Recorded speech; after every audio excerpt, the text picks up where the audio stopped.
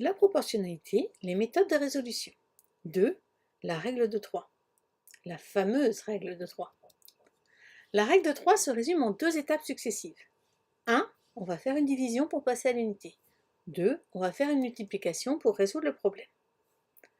Prenons un exemple. Chez l'épicier, la farine est affichée à 2 € les 100 g. Madame Martin a dépensé 7 €. Quelle quantité de farine a-t-elle dans son sac? Première étape, nous allons faire une division pour trouver la quantité de farine qu'on obtient pour 1 €. On fait donc 100 divisé par 2, c'est égal à 50. Madame Martin a dépensé 7 €. Nous allons donc, deuxième étape, faire une multiplication pour résoudre le problème. Quelle quantité de farine obtient-on pour 7 €? Eh bien, il faut faire 50 fois 7, 350. 350 g. Quels sont donc les avantages et les inconvénients de cette méthode?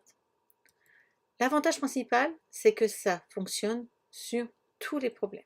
C'est pour cela que la fameuse règle de 3 est recommandée par nombre de personnes.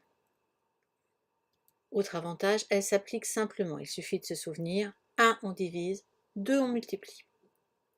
Les inconvénients, c'est que les calculs à réaliser sont parfois complexes. On va parfois se retrouver avec des nombres décimaux, avec beaucoup de chiffres derrière la virgule, ce qui va entraîner beaucoup plus d'erreurs. Ce n'est pas la méthode la plus simple. Parfois, les autres méthodes sont bien plus faciles à utiliser.